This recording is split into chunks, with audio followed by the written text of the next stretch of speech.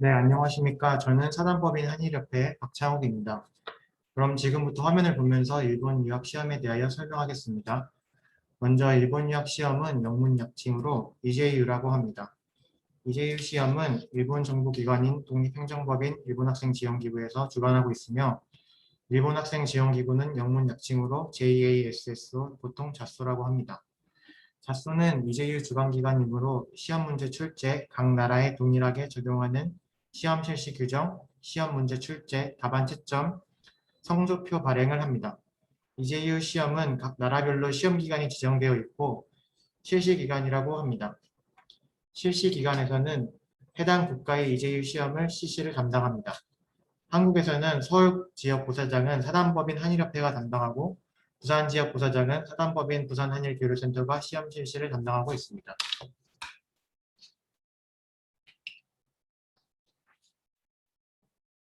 네, 일본 유학 시험이란 외국인 유학생으로서 일본의 대학, 대학원, 단기대학, 전수학교 등에 입학을 희망하는 자에 대하여 일본어 능력 및 기초 학력을 평가하는 시험입니다.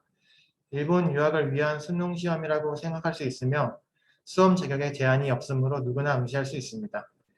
일본 유학 시험이 실시되기 이전에는 일본 유학을 가기 위해서는 사비 외국인 유학생 통일 시험, 일본어 능력 시험, 그리고 각 학교의 독자적인 필기 시험과 면접 등을 모두 치러야 했으며 각 시험마다 접수 기간, 시험일, 고사장이 모두 달라 일본 유학을 준비하는 데 많은 어려움이 있었습니다.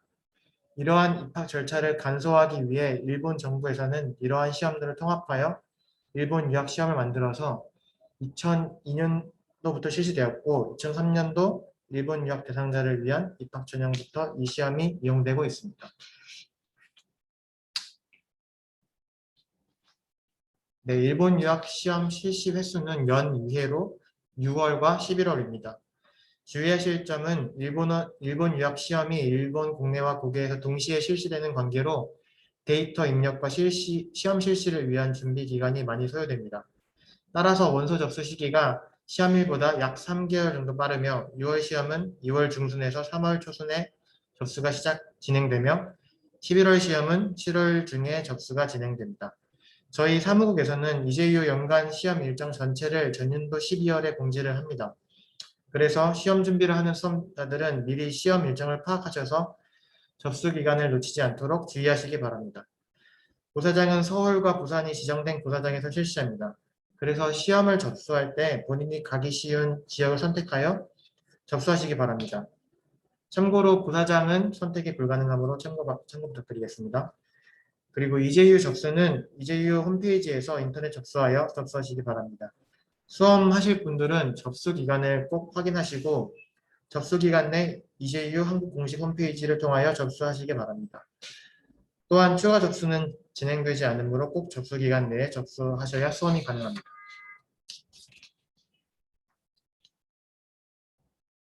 네, 다음은 일본 유학 시험의 구성입니다. 과목은 일본어, 이과, 종합과목, 수학 4과목으로 나뉩니다. 우선 일본어 과목은 일본어 능력 측정의 목적을 두고 있으며 다른 일본어 시험은 언어 자체의 운영 능력을 측정합니다만 EJU 일본어 과목은 대학에서 충분히 공부할 능력이 있는지를 측정하므로 고등학생 수준이면 충분히 알 수 있는 대학 강의 내용, 분석 자료, 리포트 등의 내용이 출제되어 이 내용을 이해하고 결론을 도출하여 답을 선택할 수 있는지를 측정하므로 다른 일본어 시험과는 시험 내용이 다릅니다. 시험 시간은 125분으로 독해와 청독해, 청해를 합한 점수가 400점, 별도 기술 시험은 50점을 득점 범위로 인정하고 있습니다.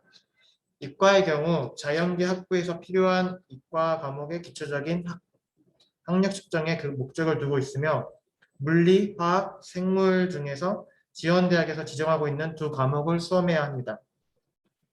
종합 과목은 우리나라 수능의 사회 탐구 파트와 같은 형태로서 정치, 경제, 사회, 역사, 지리 등이 통합하여 출제되며 인문계 학부의 기초적인 학력, 특히 사고력, 논리적 능력 측정에 목적을 두고 있습니다. 종합 과목은 세부 과목 선택이 없으므로 1번부터 마지막 문제까지 푸시면 됩니다. 그리고 마지막으로 수학은 면학에 필요한 그 수학의 기초적인 학력 측정에 목적을 두며 코스 1과 코스 2 중 선택하여 시험을 보게 됩니다. 이과 종합과목 수학 시간은 각 80분이고 득점 범위는 각 200점입니다. 수험자는 4과목 중에 최대 3과목을 수험하게 되며 이과 과목과 종합과목은 동시에 실시되므로 수험자는 둘 중에 하나를 수험해야 합니다. 네, 다음은 과학 과목의 구성에 대하여 말씀드리겠습니다. 일본어 과목은 3개 파트로 구성되어 있으며 기술 파트, 독해 파트, 독해 청해 파트로 되어 있습니다. 각각 파트 사이는 쉬는 시간이 없어 연속적으로 실시됩니다. 따라서 일본어 과목은 9시 55분에 해답이 시작되어 12시경에 종료됩니다. 기술시험이란 제시된 주제에 대한 자신의 의견을 원고지 형태의 답안지에 일본어로 서술하는 논술 형식의 시험이며 주어진 문제에 대해 자신이 파악한 내용을 서술하고 분석하여 자신만의 결론을 도출하는 내용으로 구성되므로 수험자의 논리력, 분석력, 설득력을 측정합니다. 독해는 일반적으로 알고 있는 형태의 독해 시험이며 청독해의 경우는 문제의 내용을 들으면서 문제지에 나온 보기 중에서 답을 모르는 파트입니다. 청해는 문제 내용과 보기를 모두 들으면서 답을 고르는 파트입니다. 독해, 청독해, 청해는 모두 객관식으로 출제됩니다. 네, 다음은 일본어 과목의 답안지는 2장입니다. 먼저 기술 파트는 논술식 시험이므로 원고지 형태의 답안지가 배부되며 독해, 청독해, 청해 파트는 객관식 시험이므로 객관식 답안지가 배부됩니다. 일본어 과목의 답안지는 2장이 지급되므로 수험자는 이 점 주의하시기 바랍니다. 네, 다음은 기초 과목인 이과 과목, 종합 과목, 수학 과목을 설명하겠습니다.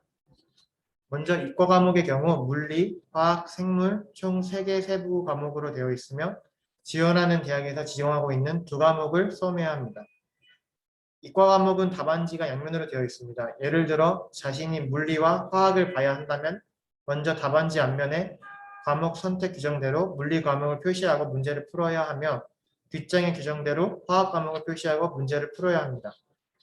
다음은 종합 과목은 정치, 경제, 사회, 지리, 역사가 종합적으로 출제됩니다. 전에 말씀드렸듯이 종합 과목은 세무 과목을 선택하지 않고 1번부터 마지막 문제까지 풀면 됩니다. 수학은 코스 1과 코스 2 중 선택하여 수험하게 되며 코스 1의 경우 문과 계열 등 수학의 필요성이 적은 학부를 지원하는 사람이 수험하며 코스 2는 이과, 공과 계열 등의 고도의 수학을 필요로 하는 학부 학과를 위할 시험입니다. 물론 일부 이과 계열에서 코스 1을 보라고 지정할 수 있으므로 반드시 자신이 지원하는 대학의 입시 유강을 확인하시기 바랍니다.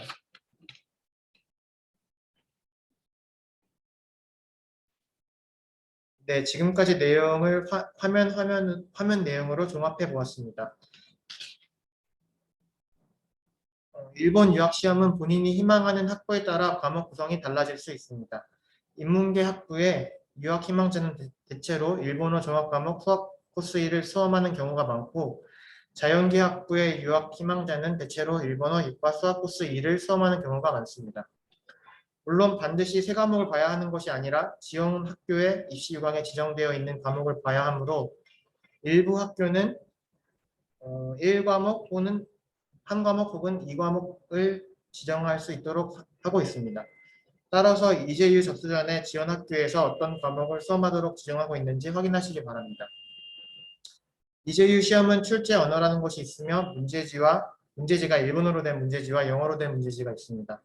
일본어 과목은 당연히 일본어 시험이기 때문에 출제 언어가 일본어밖에 없으나 기초 학력 과목 중 이과와 종합 과목 수학의 문제지는 출제 언어가 일본어와 영어 2종류로 되어 있습니다. 이 출제 언어도 지원 학교의 모집 요강에서 지정하고 있으므로 먼저 이를 확인한 후 인터넷 접수할 때 출제 언어도 정확히 선택하시기 바랍니다. 종합하자면 이제유 수험 과목과 출제 언어는 자신이 마음대로 선택하는 것이 아니라 지원할 대학에서 지정하는 바에 따라 접수 시 선택하고 시험 당일 수험해야 합니다. 네, 다음은 일본 유학 시험의 흐름을 나타내고 있는 그림입니다. 일본의 대학 등에서는 일본 유학 시험을 이용할 것인지 이용하지 않을 것인지 이용한다면 이용하는 과목과 출제 언어, 이용 회차를 결정하여 모집 요강을 발표합니다.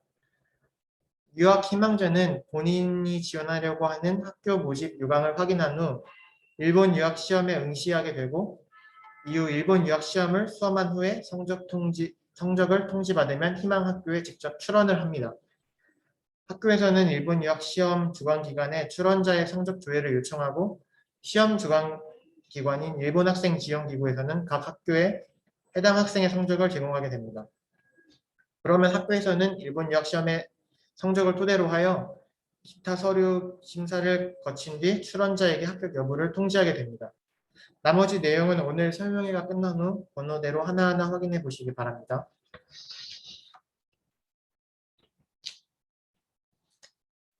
네, 2021년 4월 현재 일본 유학 시험 이용 대학은 보시는 표와 같습니다. 우선 공립대학은 78개교, 국립대학은 56개교, 사립대학은 338개교가 이용하고 있습니다.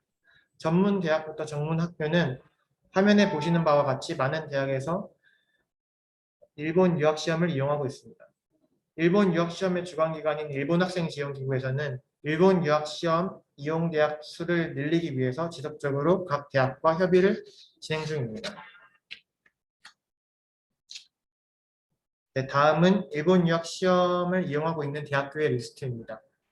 화면을 촬영하여 나중에 검색해 보시기 바랍니다.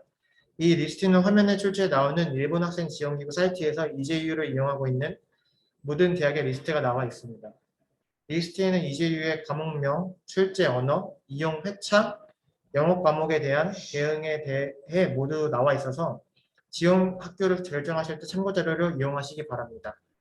이 자료는 조사 중에 확인된 내용으로서 그 이후에 대학에서 이용 방법에 변경이 있을 수 있으므로 참고 자료로만 이용을 하시고 최신 현황은 각 대학에 문의를 하시기 바랍니다.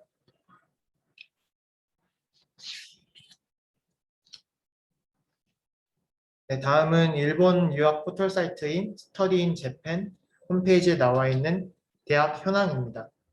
이 리스트에는 일본어 측정을 이제유로 하는지 일본어 능력 시험으로 하는지가 나와 있고 이제유의 기초학력 과목 이용 여부가 나와 있습니다.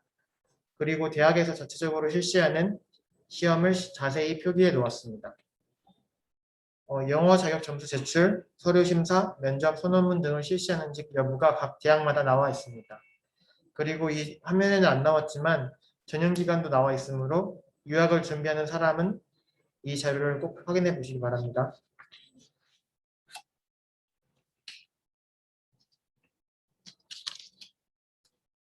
네, 다음은 일본 유학 시험을 이용한 입학 전형 방식 중 도일전 입학 허가 제도에 대하여 설명하겠습니다. 도일전 입학 허가란 한국에서 일본 유학 시험을 수험하고 각 학교의 입학 원서 등의 몇 가지 서류를 우편으로 접수함으로써 입학 허가를 받을 수 있는 제도입니다. 즉 수험자가 학교에 있으면서 일본의 대학에 지원하고 입학 허가까지 받을 수 있는 제도입니다. 따라서 이 제도를 이용하는 학교에 입학하는 수험자는 대학에서 실시하는 별도의 시험이 없이 일본 유학 시험과 서류 전형만으로 입학이 가능합니다. 2021년 4월 현재 일본 유학 시험을 이용한 도일전 입학을 허가하고 있는 학교의 현황입니다. 주로 4년제 대학인 국공사립대학에서 99개 대학교가 이용하고 있습니다. 그 외 교육기관에서 도일전 입학허가 제도를 이용하고 있는 현황은 화면에 나와 있습니다. 도일전 입학허가 제도는 각 나라의 학생들이 유학 준비 단계에서 일본을 가지 않고 자국에서 각종 서류 제출만으로 최종 합격 통지를 받도록 만든 제도이므로 일본 유학 시험의 실시 목적과 가장 잘 부합되는 제도입니다. 따라서 본 시험의 주관기관인 독립행정법인 일본 학생 지원기구에서는 이러한 도일전 입학허가 제도를 채택하는 학교를 늘리기 위해 지속적인 노력을 기울이고 있습니다.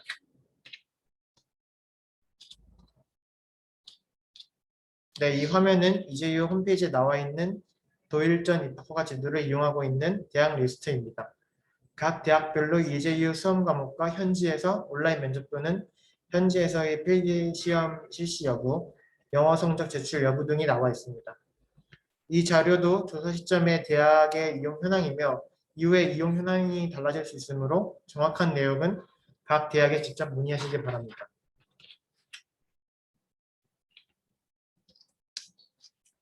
네, 다음은 출원자, 합격자 및 입학자의 출신국의 비교표입니다. 한국의 경우 출원자의 84%, 합격자의 80%, 입학자가 73%로 기타 국가에 비하여 약 3배에서 4배 가까이 도일전 입학 허가 제도를 이용한 일본 유학이 많습니다.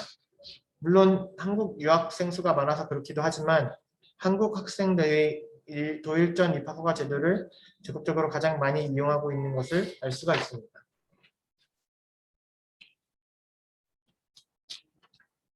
다음은 일본 유학 시험의 장학금 제도인 문부과학성 사비 외국인 유학생 학습 장려비 예약 제도에 대하여 설명하였습니다. 이 제도는 일본 유학 시험에서 우수한 성적을 거둔 학생들을 학습 장려비 지급 대상자로 선발하여 대학 학부, 단기 대학, 고등 전문학교의 정규생으로 대학 입학을 한 학생에 한하여 입학 시부터 곧바로 장학금을 받도록 하는 제도입니다.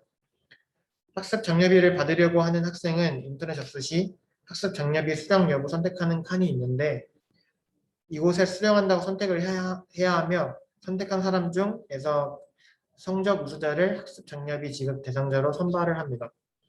성적이 우수하다 하더라도 수령하지 않는다라고 선택한 사람은 선발하지 않으므로 이 점 주의하시기 바랍니다. 그리고 좀 전에도 설명했지만 반드시 정규생으로 입학을 해야 학습 장려비를 받을 수 있습니다. 지급 대상자로 선발이 되었다 하더라도 연구생, 연수생 등으로 입학하면 학습 장려비를 받을 수 없는 점 주의하시기 바랍니다. 그리고 학습 장려비는 월 48,000원씩 최소 6개월에서 최대 1년을 지급합니다. 유학생이 대다수가 4월에 입학을 하는데 4월부터 다음 년도 3월까지 1년 동안 받게 되며 일부 10월 학기에 입학하는 사람들은 10월부터 다음 년도 3월까지 6개월간 학생회비를 받게 됩니다. 그리고 아까 수험자에 따라서 한 과목을 보거나 두 과목, 세 과목을 보는 수험자가 있다고 말씀드렸는데 한 과목 수험자는 세 과목에 비해 과목 수가 적기 때문에 학습 장려비로 선발하는데 불리하지 않을까라고 생각할 수 있습니다. 하지만 그 학습 장려비는 한 과목 선택을 한 수험자 그룹과 세 과목 선택한 그룹 내에서도 별도로 각각 심사를 하여 선발하기 때문에 한 과목 수험자라 하더라도 성적이 좋으면 충분히 선발될 수 있습니다. 네, 학습 장려비는 매해 1,500여 명을 선발하며 월 48,000엔을 지급받게 되며 지급 기간은 입학 시기에 따라 6개월 또는 1년 동안 지급을 받게 됩니다. 내외 전 세계 지급 대상자 1,500여 명 중에 한국 수험자가 서울, 부산 합하여 800명 이상이 선발되고 있어서 전 세계 선발자 중 50% 이상의 점유율을 보이고 있습니다. 여러 국적의 수험자 중에 한국이 이 정도의 점유율을 보인다는 것은 그만큼 한국 학생의 실력이 우수하다는 반증이므로 국내에서는 서로 경쟁이 치열하다 하더라도 한국은 그만큼 상향 평준화되어 있으므로 조금만 더 열심히 참고 노력하셔서 유학 가서는 마음껏 실력을 발휘하시기 바랍니다.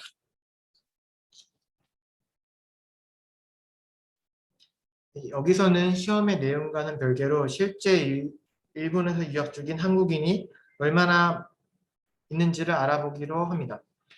이 화면은 재학 단계별 한국인 유학생 수입니다.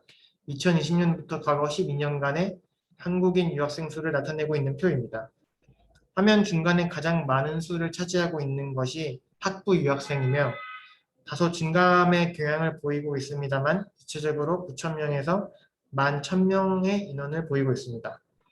그 외 박사, 석사 등 각 항목의 유학생 수를 확인하시기 바랍니다. 전체적으로는 15,000명에서 가장 많은 시기에는 25,000명인 기록을 보여주고 있습니다.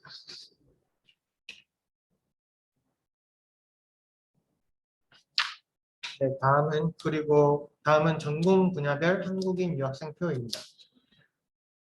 가장 많은 인원을 차지하고 있는 분야가 인문과학 분야이며 그 다음에 사회과학 분야 순입니다. 공학과 예술 분야에서도 1,000명, 2,000명 정도의 많은 학생이 유학을 가고 있습니다.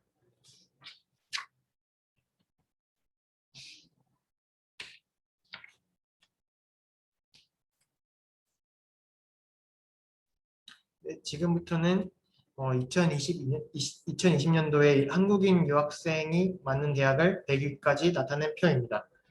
국공립대학과 사립대학을 모두 포함한 순위이며 이 페이지는 1위부터 24위까지 나와 있습니다. 학부의 전체 한국인 유학생 수로 순위를 나타냈으며 와셀다 대학, 메이지 대학, 리치메이칸 대학, 게이오 기즈프 대학, 도시샤 대학 순으로 나와 있습니다. 대학원의 재학생 수는 학부 학생 수에 비해 많기도 하고 하기도 하지만 참고해 주시기 바랍니다.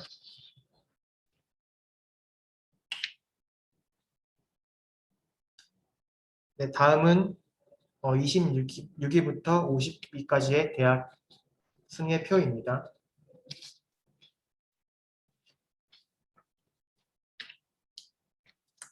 네, 다음 페이지는 51위부터 75위까지의 대학입니다.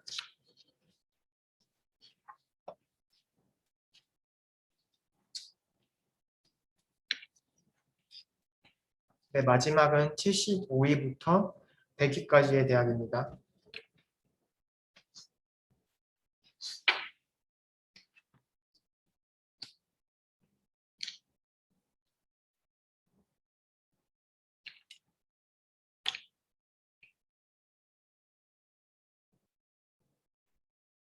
네, 다음은 일본 유학의 장점에 관한 개괄적인 내용입니다.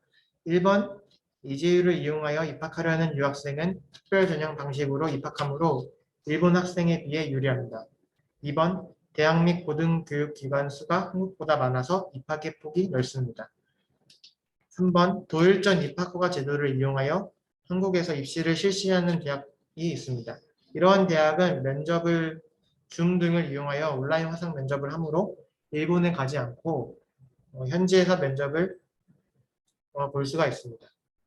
4번, 영어로 입학하고 수강하는 대학도 있으며 일본어가 부족하더라도 영어 실력을 이용하여 대학에 입학하고 강의도 모두 영어로 진행되므로 이를 이용하여 유학하는 학생도 상당수 있습니다. 5번, 일본 유학 시험은 모두 4과목이 있습니다만 수험해야 할 과목을 대학이 자율적으로 정하고 있으므로 대학에 따라서는 일본어 한 과목만 수험하도록 오진 유학에 규정하고 있어서 이러한 대학에는 일본어 과목만 공부하여 입학할 수 있습니다.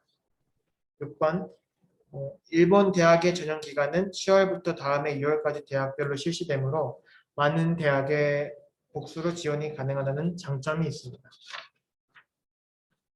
네, 7번은 전문 학교는 이제유 일본어 점수가 200점 이상이면 시험 자격이 주어지며 200점은 아주 고득점은 아니므로 어느 정도 열심히 노력하면 전문 학교는 어렵지 않게 입학할 수 있습니다.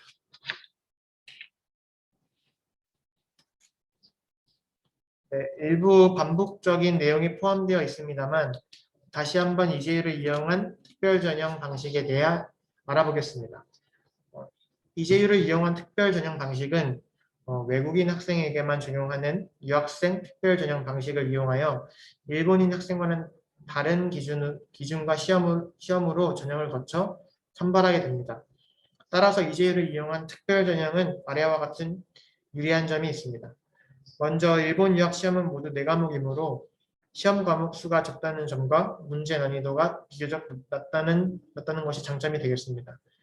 그리고 출제 범위가 일본 유학 시험 홈페이지에 모두 나와 있어서 출제 범위를 사전에 알고 시험 준비를 할 수가 있습니다.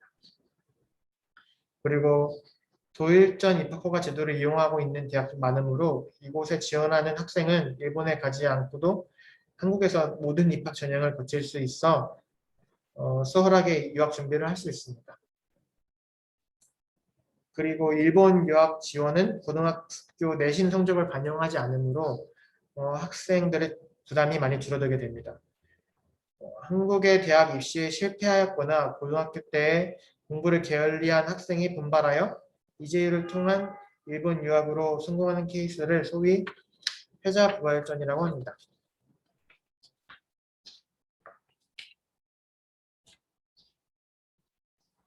네, 이재유를 이용한 특별 전형 방식의 좀 더 구체적인 내용을 국공립대학과 사립대학으로 나누어 설명드리겠습니다.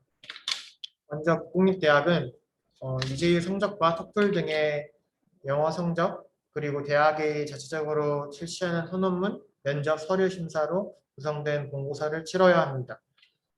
본고사는 주로 일본에 가서 수험하는 형태가 많습니다. 물론 앞서 설명한 도일전 입학허가 제도를 이용하는 대학도 있습니다. 일부 대학은 본고사로 일본어, 영어, 수학, 이과 과목 중에 몇 가지 과목을 시험을 봐야 하는 곳도 있습니다. 다음은 사립대학입니다. 사립대학은 전반적으로 국공립대학과 동일한 전형 절차를 거치게 됩니다만 일부 문과 계열은 이재유 중에 일본어 과목과 종합 과목만으로도 전형하며 일본어 한 과목만으로도 전형을 하는 대학도 많습니다. 또한 일부 대학에서는 이재유를 보지 않고 일본어 실력을 자체적으로 측정하거나 일본어 능력 시험의 점수로 전형을 거치는 대학도 있습니다. 이재유 이용대학 정보는 화면에 나와 있는 일본 학생 지원기구의 홈페이지에서 확인하시기 바랍니다.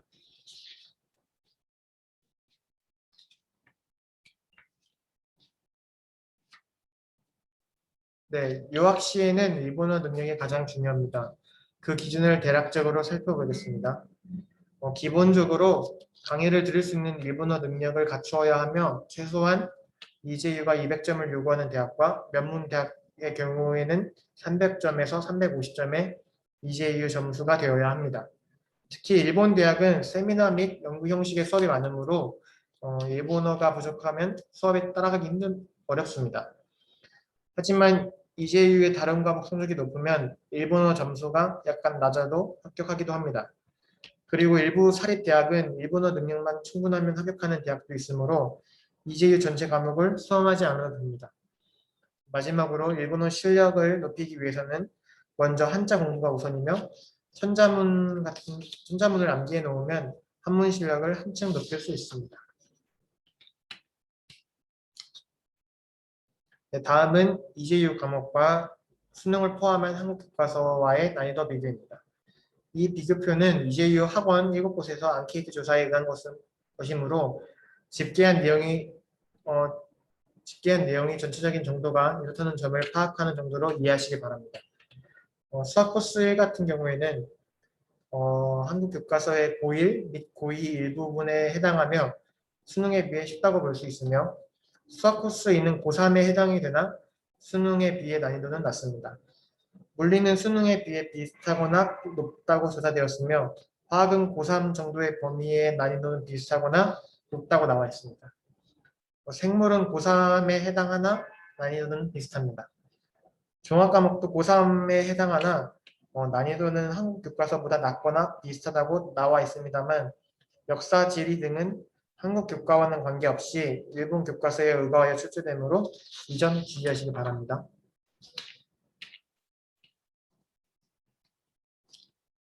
네, 다음은 각 대학별 합격자의 이재유 성적입니다. 어느 정도 성적으로 어느 대학이 합격이 가능한지를 대략적으로 살펴보는 정도입니다. 이 화면에서 보이는 일본 대학교 정보센터라는 홈페이지에 게재되어 있는 내용으로서 2018년도 대학 합격자의 이재유 성적이 나와 있습니다. 이 성적은 매년 다르므로 절대적인 합격 점수로 보면 안 되며 대략적인 합격 점수라는 점으로 참고 자료로서 보시기 바랍니다.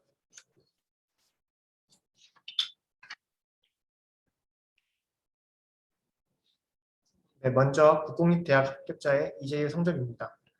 6월 시험과 11월 시험에서의 각각 취득한 성적입니다. 성적이 높은 학생에 비해 성적이 낮아도 합격한 학생이 있을 수 있지만 대학의 학생 전형의 내용에는 이 성적 외에도 소논문, 말하자면 논술시험, 그리고 영어 성적, 면접 내용이 종합적으로 평가되어 최종 합격을 결정한다고 합니다. 여기의 표는 대략적으로 해당 대학에 합격한 학생들이 이제 성적이 어느 정도 되는지를 참고하는 것이므로 단순 참고로만 이용해 주시기 바랍니다. 네, 다음은 사립대학 합격자의 이재유 성적입니다.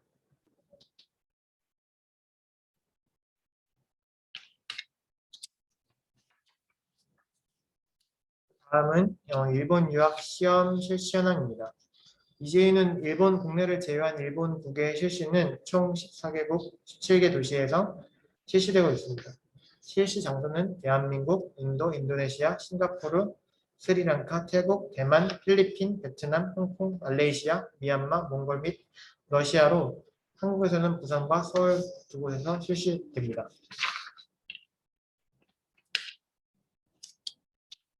네, 지금 보시는 것은 2002년도부터 2020년 제2회 접수자 추이를 나타낸 그래프입니다. 일본 국내와 국외 접수자를 모두 포함한 수치이며 2021년 제1회 전체자 접수자 수는 22,332명으로 코로나의 영향을 많이 받은 것으로 보입니다. 다음은 한국의 접수자 추이를 나타낸 그래프입니다. 첫 해인 2002년도 서울, 부산 합계가 341명으로 시작하여 해를 거듭할수록 점차 늘었습니다만 2011년도 동일본 대지진의 영향으로 수험자 수가 일정 기간 감소하였다가 점차 회복하여 2019년에는 최대 인원을 경신하였습니다. 그 후 작년부터 올해 1회차까지 코로나 상황으로 인해 수험자 수가 감소하였습니다만 7월부터 시작되는 제2회차 접수를 앞두고 수험자 수가 다시 반등할지 여부의 기추가 되고 있습니다.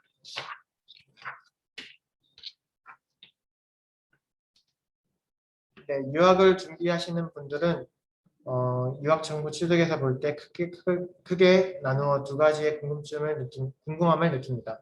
먼저 일본의 교육제도, 지원 방법, 비자, 숙소, 거주지, 장학금, 아르바이트 등의 일본 유학의 전반적인 사항에 관한 궁금함과 일본 대학 등에 입학하기 위하여 치러야 하는 일본 유학 시험에 관한 궁금함, 이렇게 두 가지입니다.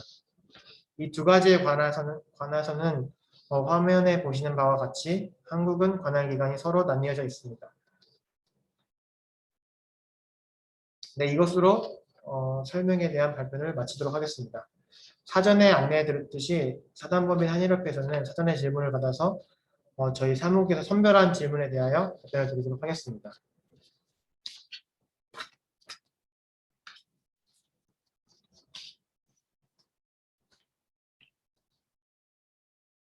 네, 이번 설명에 사전 질문을 보내주신 분들이 많았습니다만 이 중에서 여러 사람이 공통적으로 질문을 하신 내용이나 중요한 질문에 관해서만 답변 드리도록 하겠습니다. 모두 답변을 드리기 어려운 점 양해 부탁드리겠습니다. 오늘 말씀드리지 않은 질문사항은 다음 주 월요일부터 사단법인 한일협회로 개별적으로 연락 주시기 바랍니다. 그럼 시작하겠습니다. 먼저 학습 장려비는 얼마를 지급받고 기간은 어느 정도인지라는 질문입니다. 학습 장려비 같은 경우에는 4월 학기에 입학을 하는 경우 다음 년도 3월까지 1년간 수령할 수 있고 10월 학기에 입학할 경우 다음 년도 3월까지 6개월간 수령하게 됩니다. 금액은 대학 학부 기준으로 월 48,000원을 지급받으나 매년 달라질 수 있습니다만 지금까지는 이 금액으로 지급되고 있습니다. 다음은 학습 장려비는 몇 점 이상 나와야 되는지라는 질문입니다. 학습 장려비 지급 대상자는 일본 학생 지원기구 국제장학과에서 발표하고 있으며 지급 대상자의 수험 번호만 발표하고 있습니다. 평균점이나 그 커트라인은 발표하지 않고 있어서 저희 협회도 알 수 없는 점은 양해 부탁드립니다. 다음 질문은 전문 학교에 지원해도 학습 장려비 수령이 가능한지라는 내용입니다. 학습 장려비는 대학, 단기대학, 고등 전문 학교 3학년 이상, 그리고 전문학교에 정규생으로 입학하면 받을 수 있으므로 당연히 전문학교에 입학해도 최소 6개월에서 최대 1년간 지급받을 수 있습니다. 다음은 학습 장려비는 한 과목만 신청해도 받을 수 있는지에 관한 질문입니다. 이제는 수험자마다 한 과목을 보거나 두 과목, 세 과목을 보는 사람이 나눠져 있어서 수험자마다 보는 과목 수가 다릅니다. 그래서 한 과목만 보는 사람은 세 과목을 보는 사람에 비해 불리하지 않나라는 생각을 하기 쉬운데 학습 장려비는 한 과목만 보는 사람 내에서 일정 인원을 선발하기 때문에 두 과목 또는 세 과목을 보는 사람 중에서 각각 일정 인원을 선발하기 때문에 자신이 속한 과목 그룹 내에서 좋은 성적을 내면 지급 대상자로 선발이 됩니다.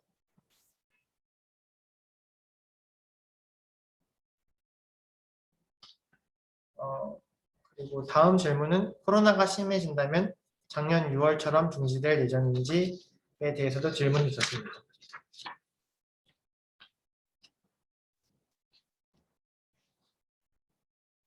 이 내용은 작년 6월 시험에서도 이제유 주관기관인 일본 학생 지원기구가 일본을 포함한 이제유 실시 국가의 제반 사항을 모두 종합하여 결정한 사항입니다. 그리고 코로나 상황이 얼마나 악화되어야 시험이 실시가 중지되는지도 현 상황에서 미리 결정하거나 예측하기는 현실적으로 매우 어려운 부분입니다. 물론 시험 실시 기간에서는 최대한 시험을 실시하는 방향으로 노력을 합니다만 앞으로의 상황이 어떻게 전개될지는 예측하기 어려우므로 이 점은 지금 단계에서는 확실히 답변드리기 어려운 점은 양해 부탁드립니다. 다만 지난해 11월 시험과 이번 6월 시험은 실시되었다는 점도 참고해 주시기 바랍니다. 다음은 이제유를 필요로 하는 대학원은 6곳인데 어디인지, 이제유가 필요하다면 몇 점대인지라는 질문이 있었습니다. 질문하신 분은 국립대학원 6곳을 말씀하신 것 같은데 아까 이제유 이용 현황에서 나왔듯이 6개의 국립대학원, 13개의 공립대학원, 52개의 사립대학원 해서 총 71개의 대학원에서 이제유를 이용하고 있습니다. 아시다시피 대학원은 언어 능력 측정 자체 비중보다 전공 지식에 대한 비중이 높아서 거의 대다수가 이제유의 일본어 과목만 수험하도록 요구하고 있습니다. 대학원의 이제유 합격 점수는 시험 기간에서 알 수 없는 부분이므로 각 대학 또는 대학원의 입학부서에 직접 문의해 보시기 바랍니다. 다음은 이제유 시험에서 일본어 과목의 기술은 어떤 주제인지라는 질문입니다. 먼저 일본어를 구사하는데 일정 수준의 능력을 갖추고 있다는 것은 전제로 말씀드리자면 일본어 과목의 기술 파트는 고등학교 수준의 교육을 받은 사람이면 주제의 내용을 충분히 파악할 수 있는 내용으로 출제됩니다. 따라서 주제가 어느 정도의 수준인지는 지금처럼 말씀드릴 수는 있으나 그 주제가 어떤 분야에서 나오는지는 미리 정해져 있지 않기 때문에 말씀드리기 어려운 점은 양지해 주시기 바랍니다. 다음은 일본 대학교 입학 시점별로 이제유를 응시해야 할 회차가 언제인지에 대한 질문입니다. 예를 들어 2023년 4월에 일본 대학을 입학하고 싶다면 언제 이제유를 응시해야 하는지입니다. 이 답변을 드리자면 먼저 이제유 시험은 과거 4회차의 성적만 유효하다는 점을 말씀드립니다. 그래서 각 대학들은 과거 4회차의 이제유 성적 중에서 어느 회차에 이용할지에 관해 자율적으로 판단하며 이러한 내용은 외국인 유학생 모집 요강에 게재하고 있습니다. 따라서 몇 년 몇 월에 입학하려면 몇 년 몇 회차에 봐야 하는지가 아니라 그 자신이 가고자 하는 대학에서 과거 4회차 내의 성적에서 몇 회차를 내도록 하는지 그 대학 입시 모집 요강을 확인하는 것이 중요합니다. 네, 다음은 시험에서 기초적인 학력을 확인한다고 기재되어 있는데 기초적인 학력이라 하면 정확히 어느 정도의 수준의 문제가 출제되나요? 라는 질문입니다. 기초 학력은 이과 종합과목 수학에서 측정하는 수준이며 이 과목들은 일본 고등학교 교과과정 내에서 출제되기 때문에 출제 범위는 이제유 홈페이지 출제 범위 페이지에서 확인할 수 있으며 시험 문제 난이도는 좀 전에 PPT를 설명드릴 때 일본 유학 시험 난이도라 하여 한국 교과서 및 수능 시험과 그 비교한 내용을 설명드렸으므로 그 표를 참고해 주시기 바랍니다. 또한 실전 문제로 판단을 하실 때 되면은 이미 그 시중에 기출 문제지가 출제되고 있으므로 그것을 참고해 주시기 바랍니다. 네, 마지막 질문입니다. 마지막으로 독학으로 이제를 준비할 시 효율적인 공부 방법이 있는지에 대한 질문이 있었습니다.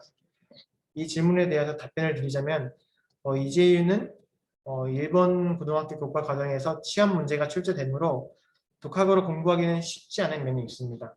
그래도 대부분의 학생들은 이제유 홈페이지에 나와 있는 이제유 강의 학원을 참고하여 해당 학원을 통해 시험 준비를 하는 분들이 많습니다. 만약 본인이 독학으로 시험을 준비하고자 한다면 시험 공부는 각자의 방법을 통해 공부를 하시되 실제 시험 문제를 알고 싶거나 이제유 모의 시험을 봐서 사전에 실력을 파악하고자 하시는 분은 이제유 홈페이지 내에 나와 있는 이제유 기출문제집 판매 페이지에서 기출문제집을 구입하여 풀어보시거나 시중 서점에 이제유 모의시험이라고 나와 있는 책자가 판매되고 있으므로 이를 통해 자신의 실력을 측정을 하고 시험 유형을 파악을 해보시면은 실제 시험에도 적응력이 높아지셔서 더 좋은 성적을 올릴 수 있을 것 같습니다. 네, 이것으로 사전 질문에 대한 이제유 설명회를 마치도록 하겠습니다. 장시간 경청해 주셔서 감사드립니다.